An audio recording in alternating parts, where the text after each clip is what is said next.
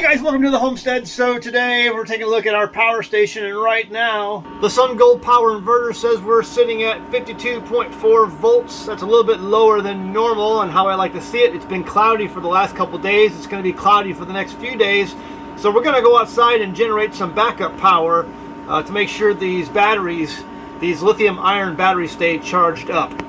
It's pretty foggy today, definitely no sunshine, but we have a solution for that at our power company here on the Homestead. We can make our own power regardless if the sun is shining or not. It doesn't really matter if the sun's not shining as much as we want it to. We can generate some power. I have right here our generator, and our generator is pretty easy to start up. We just need to come in here, put the choke on, and start it up.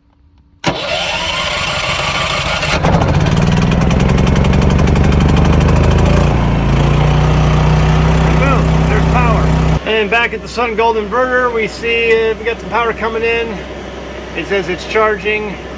The AC in right there is pumping it up, and we've got 53.5 volts right now, and that'll charge for about an hour. Then we'll turn it off, and maybe we'll charge it again later on this evening. Some of you guys have messaged me and let me know that you went ahead and got, you were interested in the SUNGOLDPOWER inverter, and I have a link in the description below if you're interested in getting that unit from SUNGOLDPOWER. If you buy the unit, I get a little bit of a kickback, so thanks for that. I appreciate it. Those of you who went ahead and got that system. But if you're interested, again, links in the description below. So this last week, we had, actually a couple days ago, supposedly there's mixed news reports out there that I'm seeing that a couple of power stations, or maybe even 3 power stations, were targeted, and it left thousands of residents without power in North Carolina. And I think it actually affected Fort Bragg as well. Part of Fort Bragg is what I'm hearing reports from. Anyway, here's the article, or at least one of the articles. It says South Carolina power plant vandalized, leaving residents in the cold. I thought this was North Carolina. So I don't know if it affected parts of North Carolina, parts of South Carolina, including Fort Bragg. I'm seeing lots of different reports. Maybe you guys can leave a comment and let me know for sure. If you're in that area and you're seeing this, let me know what you're hearing. It says Saturday marked the beginning of a cold weekend for Moore County residents in South Carolina as 2 power plants were vandalized and damaged by gunfire, affecting more than 35,000 homes. Some of the reports I've seen estimate up to 44,000 homes. The county called a state of emergency and announced a county-wide curfew to be implemented from 9 p.m. Saturday until 5 a.m. Sunday, according to multiple reports. Additionally, a shelter was open to the public at the local recreation center to keep people warm, starting at 4 p.m. Sunday. Per a county alert, all county schools were to be closed on Monday due to the power outage, and information will be released Monday night about the schedule for the rest of the week. Let me zoom in on this real quick so you guys may be able to see this better on your screen.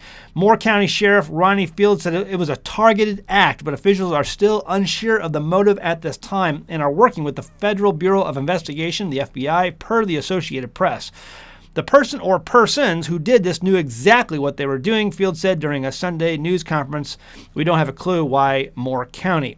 He also dismissed circulating rumors that the incident was meant to stop a local drag show. I heard that too. An attack like this on critical infrastructure is serious. It's an intentional crime, and I expect state and federal authorities to thoroughly investigate and bring those responsible to justice. Sunday also marked the beginning of winter weather preparedness week for the state, cautioning citizens of upcoming cold weather conditions. So again, leave a comment below if you've heard different things. Again, I've heard as many as 3 power stations were targeted. Basically, vehicles were used to ram down the gates. You can see, I think, one of the gates up here, and then riddle the equipment with gunfire to shut it down. And I'm not sure exactly. Again, I've heard as many affected as 44,000 residents. Crazy stuff. Now, I mean, let's just say the people over in that country over there that's at war with that other country over there, we really can't talk about it because YouTube will start to, limit viewership on this channel. But the guy who's the leader of that country over there, who's at war with that other country over there, has stated that we are basically in a war with the West. And I mean, it's an indirect war right now. Our troops aren't exactly, fighting each other, but we're basically funding one country with weapons and money, and the other country is, attacking that country that we're funding with weapons and money. And if that's the case, I mean, listen, a coordinated effort like these are soft targets. They're not hard at all. Those power companies are susceptible to this sort of thing very easily. I mean, most power stations you drive by have just a fence around it, a chain link fence. There's nothing stopping for someone from going in and attacking those places that would affect, tens of thousands of people. And because 2 or 3 of these power substations have been attacked, it leaves those areas, they're trying to, some of them, they're saying they're going to be without power for the rest of the week because they have to get the equipment in there and fix all of these ones that have been shot up. Again, it goes to show you that it's important to be your own power company, to be self-sustainable. I love the fact that I have the ability to generate power when I need it. Yes, it costs time, it costs equipment to set this stuff up on your own, and you have to maintain it on your own. You have to effectively be your own lineman. If something goes wrong, you have to be the one to go out there and fix it.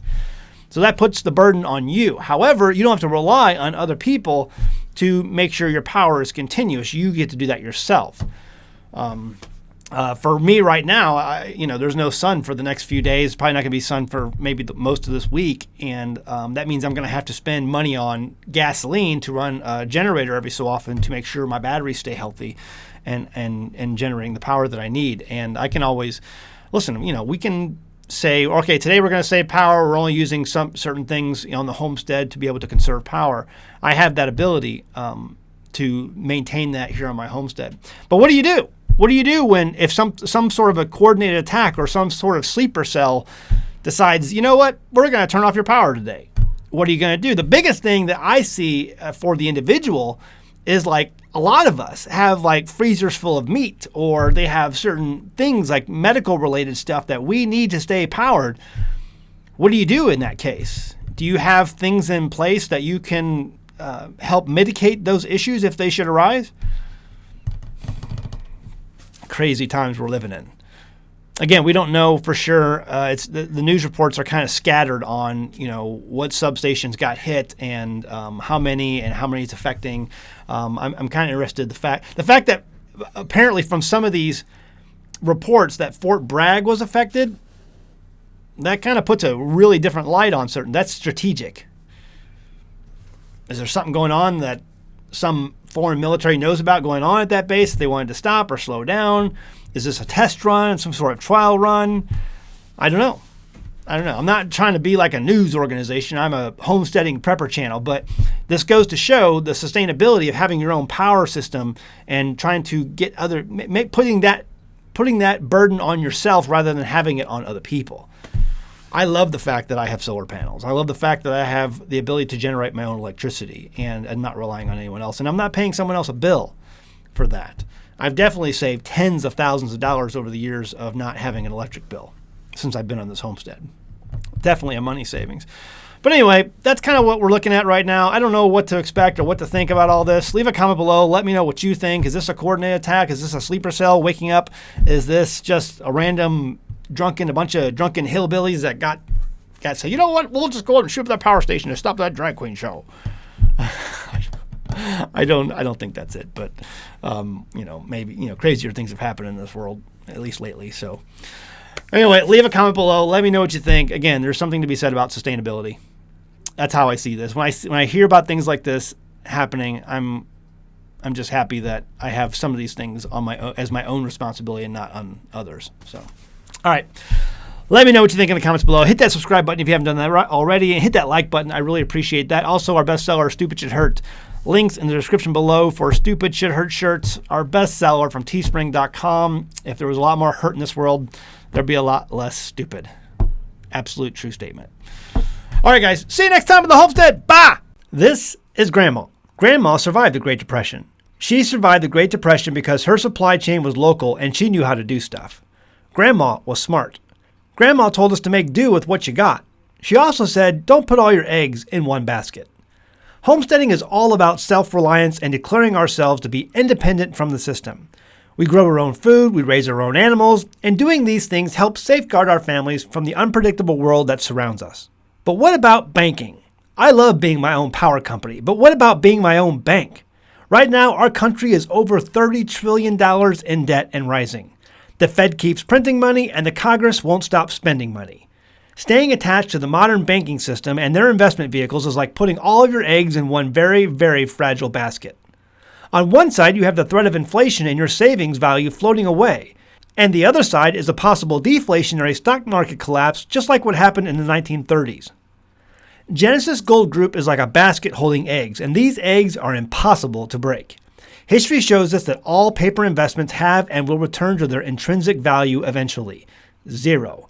But gold, silver, and other precious metals have never, ever been worthless. In every collapse throughout history, people have turned back to precious metals to find monetary value. If you have a 401k, an IRA, or a savings account where you're literally watching the purchasing power inflate away, give Genesis Gold Group a call right now, today, this instant. They can develop a strategy for you in the days ahead. I can tell you how I raise sheep, I can tell you how I raise chickens, or the best way to grow tomatoes, or how to hook up a solar panel. But Genesis Gold Group is your best shot at safeguarding your hard-earned savings and investments during this increasingly turbulent time in history. The link and phone number is in the description below, or visit their website at genesisgoldgroup.com.